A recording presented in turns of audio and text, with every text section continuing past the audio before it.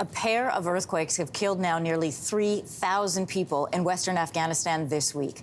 On Wednesday, UNICEF said more than 90% of those killed are believed to be women and children. The grueling search for survivors or more victims goes on. Anne-Marie Mediwake is the Afghanistan National Director at World Vision and is joining us from Herat this morning. Thank you for being with us. I know it is a busy and desperate time there. You are currently coordinating the humanitarian response to the quakes. Tell us about your experience on the ground. Hi, Anne-Marie. Good morning, everyone. Thanks for having me. Yes, it's been very, very individual and very, very personal to everybody because we weren't anticipating it. Herat hasn't had an earthquake, I'm told, in 20 years, which means that nobody was prepared for something like this. It's not just people out in the villages and around the epicenter that have been affected. It's our own staff as well. So we too are internally displaced. We aren't able to go back into our office building, but we're continuing operations in response. I myself was out on the second day after the earthquake, and the images you're seeing are just as it is. It is devastating. Because the construction of the houses are made from just mud and straw, they're very, very loose, and within a second, that's sufficient to really make a difference to the houses. So yes, it has been very painful, and there's a lot of pain out there and a lot of trauma. Well, and we know that that number of 3,000 people is of those who are reported dead, but there are many more who are still reported missing. They're under rubble. What are some of the biggest challenges right now in trying to rescue possible survivors?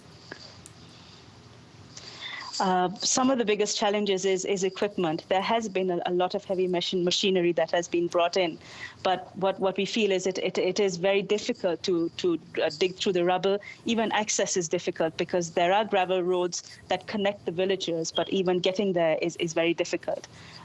It's only about 30 or 40 kilometers, so it's not the distance. It's actually the terrain that is difficult, that is hard to get through to. The United Nations Humanitarian Office announced more than $6.8 billion in assistance, while the European Union is offering aid from winter tents to hygiene kits. But what are the resources that you need most right now? Right now, it's tents because it's getting cold. Even in the last 4 days, the weather has changed drastically. The temperatures last night, and I spent it out myself, it was very, very cold. And for a lot of people who don't have anything, I was lucky I had a blanket, but everyone else, all they have are the clothes on their back. And so it is a very difficult situation. It's tents, it's blankets, it's food, it's hot food. The people aren't able to cook, and it's just overall help that's necessary, and medicines.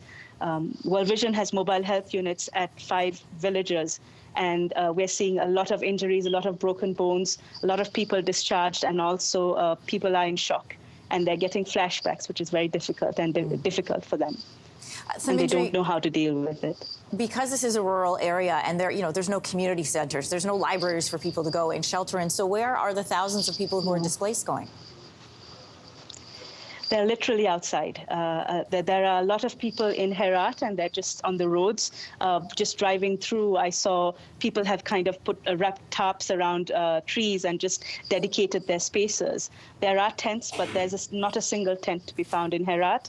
And so a lot of people are outside. There have been quite a lot of tents that have been distributed, but there are still a lot more. And as people, who are being discharged from the hospitals start going back to their villages and their homes, a lot more tents are going to be necessary because people are going back in waves, and we just need to make sure that the help and aid and tents are getting to them at their villages at the right time.